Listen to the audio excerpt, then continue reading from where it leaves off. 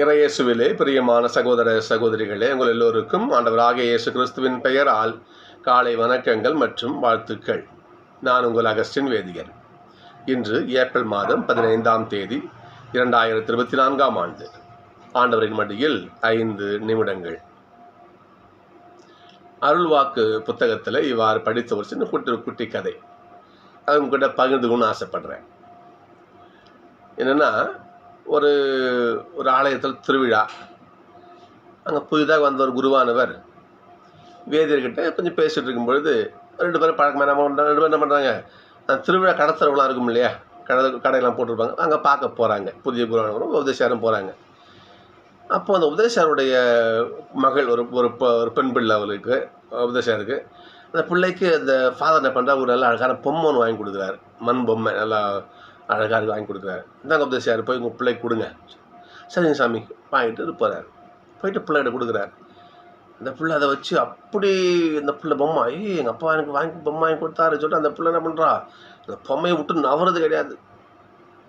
அதுலேயே கட்டி பிடிச்சின்னு தூங்குறது. அங்கே தான் நல்லா அந்த பொம்மை அவ்வளோ உசுறு குழந்தைக்கு. ஏன்னா அப்பா வாங்கி கொடுத்தாருல்ல, அவ்வளோ உசுறு. ஒரு நேரத்தில் அந்த பொம்மை தவறி கீழே விழுந்துட்டு அது தலை கையெல்லாம் புட்டுக்குச்சு. மண் பொம்மை இல்லை, புட்டுக்கு விழுந்துச்சு.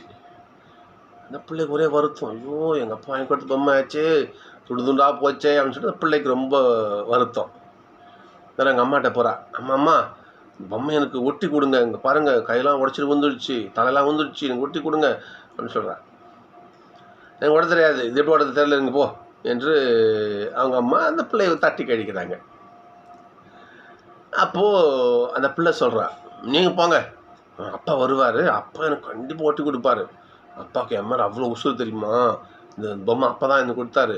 எங்கள் அப்பா வந்து அவங்களுக்கு அவ்வளோ இது பாருங்கள், நீங்கள் அப்பா வந்து கண்டிப்பாக ஒட்டி கொடுப்பாரு பாருங்கள் என்று அந்த குழந்தை சொல்கிறா. உடனே என்ன பண்ணுறாங்க, இந்த தகவலை கணவர்கிட்ட சொல்கிறாங்க. ஏங்க இந்த மாதிரி பிள்ளை பொம்மையை உடச்சிட்டா, இந்த மாதிரி சொன்னால் நான் நீங்கள் வந்து ஒட்டி தருவீங்கன்னு சொல்லிட்டேன், பார்த்துக்குங்க. அப்படியா அப்படின்னு ஃபோனை வைக்கிறார் உபதேசியார். அந்த ஃபாதர், என்னங்க சார், என்ன விஷயம் சார், இந்த மாதிரி விஷயம் சொன்னாருங்க, பிள்ளை பொம்மை உடச்ச விஷயம் சொல்கிறாரு. அப்போது குருவானவர் அந்த வேதியர்கிட்ட சொல்கிறார், வேதியரே போயிட்டு உங்கள் பிள்ளைகிட்ட அந்த பொம்மையை வாங்கிங்க. அது மண் பொம்மை, சுட்ட ஒட்டாது இல்லையா, அந்த பிளாஸ்டிக்கை இரும்பா வெல்டு வைக்கிறதுக்கு 10 வச்சு ஒன்றும் முடியாது. அதை போட்டு நீங்கள் என்ன பண்ணுங்கள், அந்த பொம்மையை ஒட்டி தரேன்னு சொல்லிட்டு வாங்கிட்டு வந்துடுங்க. அதை தூக்கி போட்டு கடத்தலுக்கு போய் அந்த மாதிரி இன்னொரு பொம்மையை புதுசாக வாங்கி போய் கொடுங்க. ஏன்னா ஒட்டிட்டேன்னு சொல்லுங்கள். ஏன்னு சொன்னால் எங்கள் அப்பா வருவார், நிச்சயமாக அந்த பொம்மையை ஒட்டி கொடுப்பார்னு உங்கள் பிள்ளை மேலே நம்பிக்கை வச்சுருக்கிறா. அந்த நம்பிக்கையை சதைச்சிடாதீங்க. என் குழந்தை முழுமையாக நம்புகிறான் அவங்கள, என் அப்பா எனக்கு செய்வார், எங்கள் அப்பா வருவார், எங்கள் அப்பா எனக்கு அந்த பொம்மையை ஒட்ட வச்சு எனக்கு அழகு பண்ணி கொடுப்பாருன்னு சொல்லிட்டு உங்கள் மேலே அவ்வளோ நம்பிக்கை வச்சுருக்கிறான். ஏன்னா தகப்பன் பிள்ளை தாமலை வச்சுருக்க நம்பிக்கைக்கு அதை வீணாகக்கூடாது, நீங்கள் சொன்ன மாதிரி செய்யுங்கன்னு சொல்லிட்டு அந்த குருவானவர் சொன்னாரான். அது இவர் போகிறாரு. பொம்மை பிள்ளை சொல்ப்பா பொம்மை உடஞ்சி போச்சுப்பா, அதுக்குன்னு சலை கொட்டி கொண்டாடு ஆப்பு கொட்டி அதை வாங்கிட்ட பண்ணுறது. அப்பா ஒட்டி எட்டு வந்து தரேருங்க வீட்டில் வச்சு இதை பண்ணுறது. போயிட்டு அந்த பொம்மையை தூக்கி போட்டுட்டு வேறு அதே பொம்மையை பண்ண புதுசு வாங்கி வந்து பிள்ளைக்கு கொடுக்குறேன். பிள்ளைக்கு மகிழ்ச்சி, எங்கள் அப்பா ஒட்ட வச்சு கொடுத்துட்டாரு, அழகாக பெயிண்ட் பண்ணி கொடுத்துட்டாரு, இங்கே பாருங்க சூப்பராக இருக்குது என்று அவங்க அம்மாட்ட சொல்லி மகிழ்ச்சி அடைந்த அந்த குழந்தை. சகோதரர்களே, தகப்பன் மேல் பிள்ளை வைத்திருந்த நம்பிக்கையை தகப்பன் ஒருபோதும் வீணடிக்க மாட்டான். நாமளே எப்படி செய்கிறோம்னா, நம்மளையெல்லாம் படைத்த பரம்பரை கடவுள் நாம் அவர் மேல் நம்பிக்கை வச்சா நம்ம நம்பிக்கையை தூக்கி போட்டுருவாரா, நம்ம நம்பிக்கையை வீண் பண்ணிடுவாரா? சிந்திச்சு பார்க்கணும், யோசிச்சு பார்க்கணும். இன்றைக்கு நற்செய்தி 5000 பேருக்கு சாப்பாடு கொடுத்தாரு. வயதார சாப்பிட்டாங்க. 12 கூடைகளை மிச்சம் எடுத்தாங்க. மக்கள்லாம் வயதார சாப்பிட்டாங்க. எந்த குறையிலும் சாப்பிட்டு வீட்டுக்கு போனாங்க. இந்த ஒரு காரியத்தை வைத்து என்ன பண்ணுறாங்க அவங்க, ஆஹா இவர்கிட்ட இருந்தால் சோத்துக்கு பஞ்சம் கிடையாது, இவர் எப்போனாலும் சாப்பாடு உண்டு போவோம் என்ன அப்புறம் மக்கள் இவர் நாடி வர்றாரு. நேச பார்க்க தெரியுது. மக்களே, நீங்கள் என் மேல் நம்பிக்கை வச்சு வரல, அரும் அடையாளங்களை கண்டதால் வரல, வயிறார சாப்பிட்டீங்க பார்த்தீங்களா, இந்த சாப்பாட்டுக்காக என்ன பண்ணுறீங்க, நீங்கள் என்கிட்ட வரீங்க. அழிந்து போகிற உணவுக்காக நீங்கள் என்கிட்ட வர வேண்டாம். அழியாத உணவுக்காக வாங்க. ஆன்ம உணவுக்காக என்கிட்ட வாங்க. இந்த வீணான சாப்பாடு அது உங்களை காப்பாற்றாது. அது உங்களை விண்ணுக்கு போகாமல் தடுத்து நிறுத்தாது. அது வேஸ்ட்டு சொல்லுவார் இல்லையா, வாயில் போகிற உணவு என்ன பண்ணும், அது செரித்து அது கழிவாக போயிடும். அது வாழ்க்கைக்கு உணவு கட்டுப்பாடு மூன்றதுக்கு சொல்லுவார் சொல்லுவார். அப்போது இந்த உணவால் மனுஷன் வாழ முடியாது. இன்னைக்கு அல்லேலூயா பல்லவியே அதான். இன்னைக்கு மனிதன் அப்பத்தினால் மட்டுமல்ல, கடவுள் வாயிலிருந்து வரும் ஒவ்வொரு வார்த்தையாலும் உயிர் வாழ. ஆண்டவருடைய வார்த்தை நம்ம முக்கியம். அவர் சொல்லணும், நீ நல்லாருன்னு வாழ்த்தணும், நம்ம நல்லா இருக்கும்.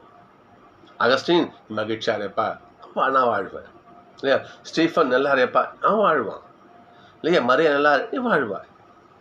இவ்வாறாக கடவுளுடைய எண்ணம் தான் நம்மை வாழ வைக்கிறது. மாறாக நாம் சாப்பிட்ற மட்டும் வாழ்ந்துட முடியாது. நாம் அது முழுமையான வாழ்க்கையும் ஆகாது இல்லையா. அதான் இன்னைக்கு இந்த அற்புதமான வார்த்தையை சொல்ற பாருங்க. அழிந்து போகிற உணவுக்காக வேண்டாம், உழைக்காதீங்க. அழியாத உங்களை ஆன்மாவை அழியாமல் காப்பாற்று பார்த்தீங்களா, அந்த உணவுக்காக நீங்கள் உழையுங்கள் என்று சொல்கிறார்.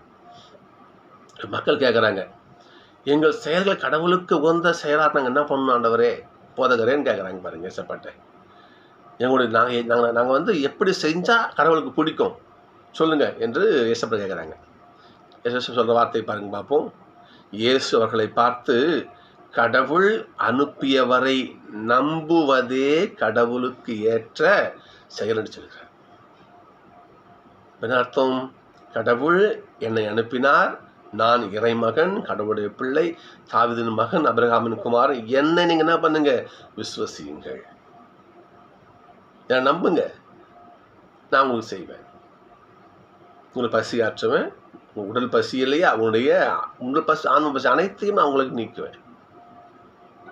எனக்கு அந்த வல்லமை உண்டு. அதனால் நீங்கள் சோத்து விட நீங்கள் தேடி வராதிங்கன்னு ஏசப்பா சொல்கிறாருங்க.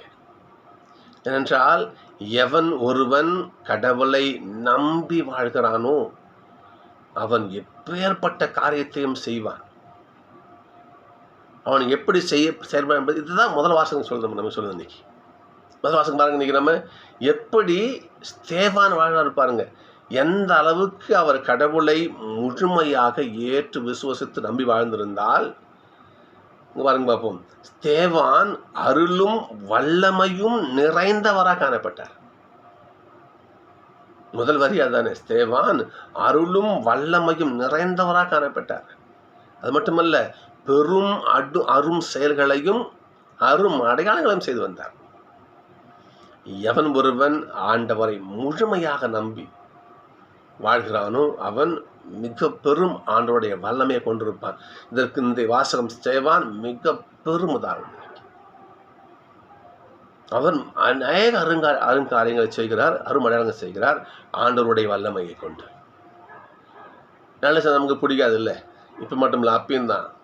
இங்கே பாருங்க, நல்லது செய்கிறார் அவர், ஒரு கூட்டத்துக்கு பொறுக்கல.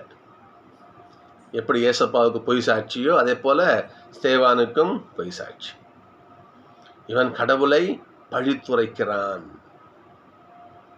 கடவுளை பழித்துரைக்கிறான். இவன் மோசே சட்டத்திற்கு எதிராக செயல்படுறான். கடவுள் மக்களுக்கு நன்மை செய்தால் இதான் பட்டம். இவன் மோசே சட்டத்திற்கு எதிராக செயல்படுறான் இல்லையா. அவன் என்ன பண்றான், கடவுளை பழித்துரைக்கிறான். இயேசு சட்டத்தை மாற்றுவார், இயேசு அப்படி இப்படி என்று அந்த ஆளு பேர் சொல்லுகிறான் என்று அவருக்கு எதிராக பொய் குற்றங்களை அடுக்கி அவன் என்ன பண்ணுறாங்க, போயிட்டு கோர்ட்டில் போயிட்டு நிறுத்துறாங்க. அப்போ என்ன பண்ணிருக்கலாம், பண்ணிருக்கலாம், ஐயா இனிமேல் இயேசு பேரை சொல்லவே மாட்டேங்க, இனிமேல் ஏசப்போற வாயை மூடிக்கிறாங்க, ஏசப்பா தேவையாதுங்க, யாருன்னு தெரியாதுங்க என்று அவர் ஓடி விலகி இருக்கலாம். அவர் முதல் வேத சாட்சியாக மறித்திருக்க வேண்டிய அவசியம் கிடையாது. அப்படி செய்தாரா? திருப்பாடல் வாசிக்கிறோம். நம்ம திருப்பாடல் 119 திருப்பாடல்களையே மிக பெரும் திருப்பாடல் 119. அதில் முதல் பல்லவியே பாருங்களேன் வைப்போம். திருப்பாடல் முதல் 23வது திருப்பாடல் 119 23வது பாடல் பாருங்க பார்ப்போம். தலைவர்கள் ஒன்று கூடி எனக்கு எதிராக சூழ்ச்சி செய்தாலும்,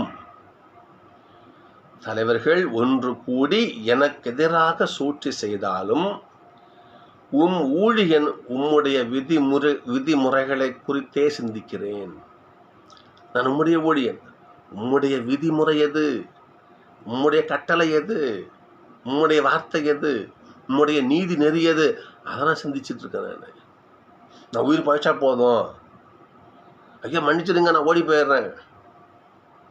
அவன் உண்மையான ஊழியன் இருக்க முடியாது. சொல்லுங்க பார்த்தீங்களா? தலைவர்கள் ஒன்று கூடி எனக்கு எதிராக சூழ்ச்சி செய்தாலும் உம்முடைய ஊழியனாக நான் என்ன பண்ணுறேன்? உம்முடைய விதிமுறைகளையே சிந்திச்சுட்டு இருக்கிறேன் நான். ஏனெனில் ஒழுங்கு முறைகள் எனக்கு இன்பம் தருகின்றன.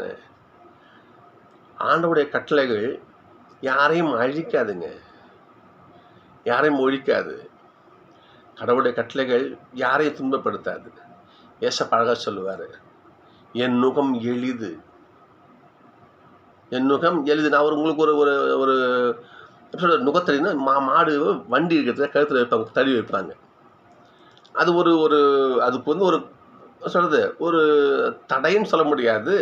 வண்டி இழுக்கிறதுக்கான ஒரு கருவி, அதை வச்சு தான் அந்த வண்டி இழுக்க முடியும். அப்போ அதை என்ன பண்ணும், அந்த கழியை கழுத்து அறுக்காத அளவுக்கு சாஃப்டாக செய்வாங்க, நல்ல மழமழன்னு செய்வாங்க. அதை கழுத்து மாட்டி வண்டி இழுக்கும்போது மாடுக்கு அவ்வளோ சுகமாக இருக்கணும். அப்போ தான் வண்டி நல்லா இழுத்துட்டு போவோம் அது. ஏன்னா ஏசப்பா தச்சருடைய மகன் இல்லையா, வளர்ப்பு தந்த தச்சர் இல்லையா, இவ்வளோ உதவி கூட இருந்திருப்பார் இல்லை, சோசைவர் செய்ய கூட. அப்போ அவருக்கு அந்த உதாரணம் சொல்கிற பாருங்க, என் நுகம் உங்களை அழுத்தாது, என் நுகம் எளிமையாக இருக்கும். என்னோட கட்டளை உங்களெல்லாம் கொடுமைப்படுத்தாது, என் கட்டளை உங்களை கொடுமைப்படுத்தாது, உங்களை அழிக்காது. என்னுடைய கட்டளை சட்டத்திட்டமெல்லாம் உங்களுக்கு எளிமையான ஒன்றாகவே இருக்கும்.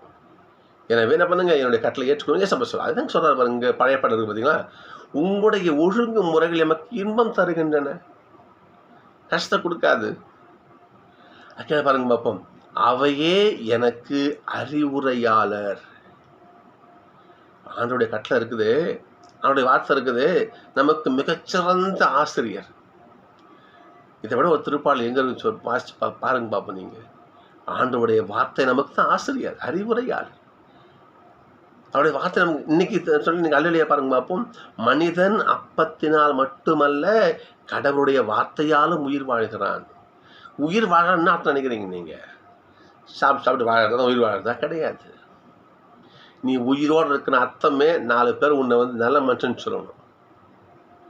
அப்போ தான் நீ உயிரோடு இருக்கிற அர்த்தம். நல்லா ஞாபகம் வச்சுக்கோங்க. ஐயோ தரித்திரம் முடியும், எப்போ ஒழிவான்னு தெரியலையே, நீ உயிராக இருந்தா புண்ணியம் சொல்லுங்க பாப்பா. நீ உயிராக இருந்து என்ன புண்ணியம்? நான் உயிராக இருந்தா புண்ணியம்? ஒன்றும் கிடையாது. சரிங்களா? அப்போ யோசிச்சு பார்க்கணும் நாம. அப்போ நாம் உயிரோடு இருக்கிறோம்னா நல்ல நீதிமானாக நீதி வழியில் நடக்கணும். அப்போ தான் நீ உயிர் வாழறன்னு அர்த்தம். எப்படிப்பட்ட நிலையில் நாம் வாழறதுக்கு ஆண்டோடைய வார்த்தையை தவிர வேற வழி கிடையாது நமக்கு. சொல்லலையா? அவையே ஆண்டோடைய கட்டளையே நீதி நியமங்களே அவருடைய வார்த்தைகள் எனக்கு அறிவுரையாளர். ஆண்டோடைய வார்த்தை நமக்கு நம்முடைய வாழ்க்கையை நீதி நெறியிலே கொண்டு போகின்ற ஒரு ஒரு புஸ்தகம், வாத்தியார் அவர். அவருடைய வார்த்தை. சரிங்களா? எனவே இதான் பல்லவி வந்துச்சு பாருங்க, அல்லே பல்லவி.